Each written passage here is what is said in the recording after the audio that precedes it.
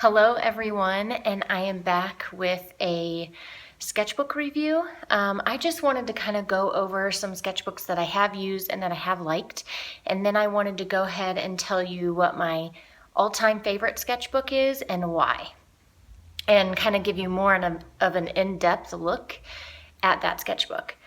So I would say that I started off first with just the watercolor paper by Strathmore. I really enjoy this sketchbook. It's the only problem with it is that the pages kind of do fall out. Like right now, I have some pages that kind of fall out. They're just glued in, and that's why that they, fall out. They're just taped here on the binding and then glued in down here. So this was mainly the reason why I wanted to get a sketchbook that didn't have any glue on it, because anytime I opened up the page, sometimes the glue would be on the page. And if you're working with watercolor, then you'll know that watercolor can't go over that glue. So this is my first one.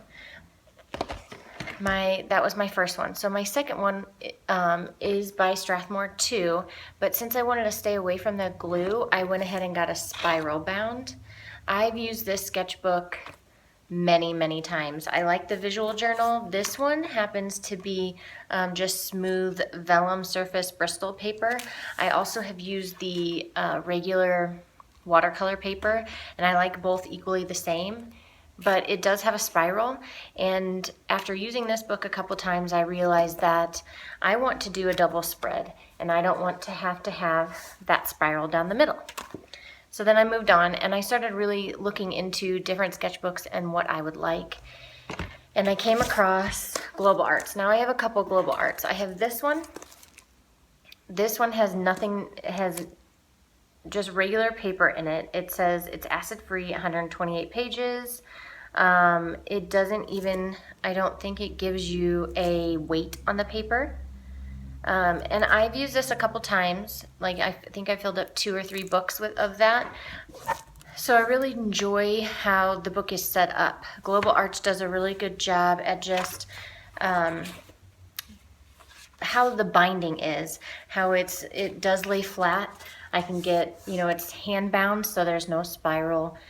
I shouldn't say it's hand bound. It is stitched. And yeah, the glue doesn't come in between. If you guys know anything about books, then you'll kind of understand that there are signatures, and a signature is just a grouping of pages that you fold together, and then that folded group of pages is a signature. It could be 2 sheets of paper, it could be 12 sheets of paper, it doesn't matter. So in the middle of the signature is where you'll see the stitching. And then on the outsides of the signature, where they're just not, they're kind of here. It actually did it here. Where it's touching the signature of front of it or behind it, the glue kind of seeps through. And when you're using watercolor, it irks me. I don't like it because I do like to do double spreads. So then I ventured on. I do like the handbook. I do like the watercolor paper better than the other one. The glue bothers me, and the paper is just not there. You get 60 pages acid free, and does it even say on the book it's 95-pound paper? Not that 95-pound paper is bad. I just like it a little bit heavier. So I moved on and I found this Pentalic.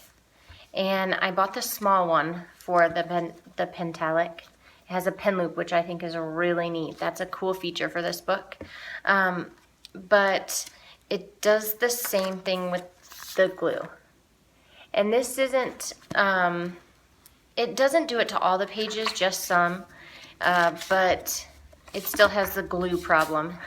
The paper in here is absolutely phenomenal. So this would probably be my second favorite book, because most of the time I don't get the glue seeping in between the signatures, only sometimes. So I've used that a couple times. This is a new company that I recently tried. I can leave all of these brands in maybe their websites in the description box. but you get to choose the type of paper that you want inside. They, as far as I can see, they do use glue. I think most companies do, but they do a really good job at keeping the glue out of in between the signatures. My only complaint is you really have to work these books to get them to lay flat. So if I'm actually sketching and I want this whole spread, I have to buy some clips. So it's just a little rough as far as that goes. But the paper in here, the paper quality, absolutely amazing. So those are the things I look for. I'm looking for good paper quality, and I'm also looking for no glue in between the signatures. And I finally found it. The brand that I have found that I absolutely love, I've used it in a hardcover, and now I have a brand new soft cover. And this is the Stillman and Burn series. I have the Beta series, and this is the Zeta series. The difference between the two, and I'll kind of read the back. So these are all 270 GSM, so super thick. Here, I'll even let you hear it. If you just kind of flick the paper, you can hear that it's going to be pretty thick or pretty thin. Like this is really nice paper. You can flick, let's see, regular, here's a magazine paper. So you can tell the difference between the sound. So they're both 270 GSM, like I said. They're both white. I'm reading the back of this because on each one of these books they have the information on the back. And they say they're for the Beta series and the Zeta, so that's the two I have. They're both for dry and wet media, watercolor, and ink. I haven't tried any other series that they offer, but like I said, the only difference between the Beta and the Zeta is that this is a smooth, and then the Beta is more of a cold press. I've kind of mentioned this before, but the difference between cold press and hot press is the texture on the paper. So a hot press or a smooth paper, I'm not going to say that this was hot press, but it's a smooth paper. It doesn't have as much texture on the page. If you were to get, and you'll see in my clip when I'm going to turn you guys around and you'll see the difference in the paper. The Beta is going to have some texture to it, and it's really personal preference if you want my opinion. The Beta is probably going to absorb the watercolor a little bit better if you're doing a lot of wet into wet or heavy washes. And the Zeta is going to probably feel real slick to people that like watercolor, which some people like that watercolorist and some people don't. So I'm gonna give it a go, see which one I like. I can eventually do a review on which one I like the best, either the Beta or the Zeta, but I think those are the only two that I've actually tried.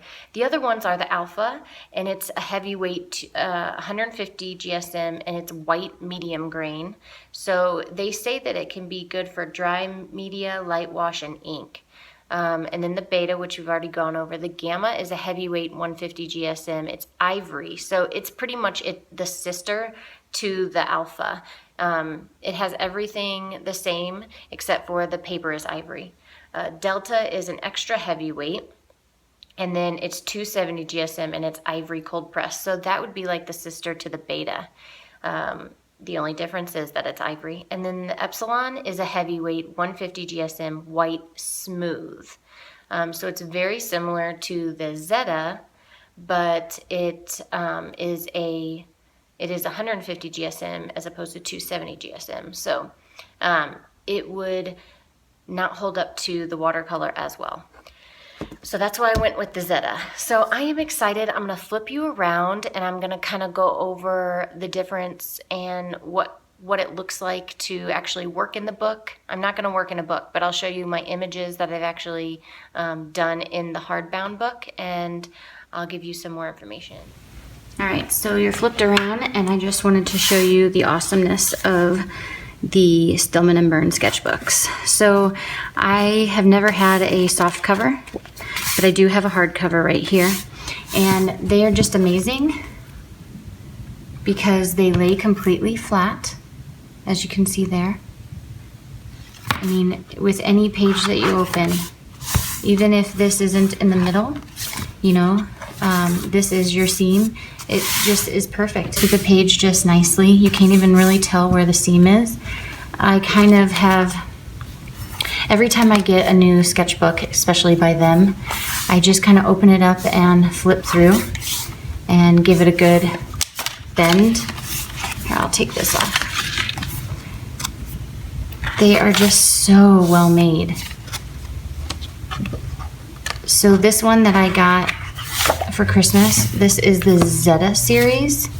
And with the soft covers, each soft cover has a different color, which I think is really cool. So if you look here on the back, I got the Zeta. I prefer the smooth paper. That's why I like mixed media paper when I make my own sketchbooks, because I can find it in a smooth grain. So like I said, these just lie and lay completely flat. So it's so nice to just work on a double spread. I really like to work out a double spread. It's so nice to be able to, this is the stitching, so those always lay a little nicer. But look, that lays just as nice. I just can't say enough about these books. With this one, here's the middle stitching. That lays just as nice. And this is the hardbound.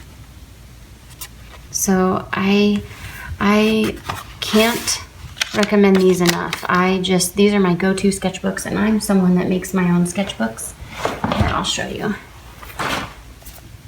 So I have a B6 Traveler's Notebook here, and this one I've bound myself, and I have it in here, kind of tucked in here a million times from these elastics, but I just want you to see that. This is Canson mixed media paper. I love to make my own sketchbooks, but if I was just to pick up a sketchbook and recommend a sketchbook, or continue buying a sketchbook, I would definitely buy the Stillman and Burn sketchbook series. Like I said, I'm gonna give the Zeta a go, but the most time when I purchased one, I purchased the beta. So I hope you guys enjoyed this review. If you have any questions, you can leave them in the comments below and I will get back to you. And I will see you in my next one. Bye.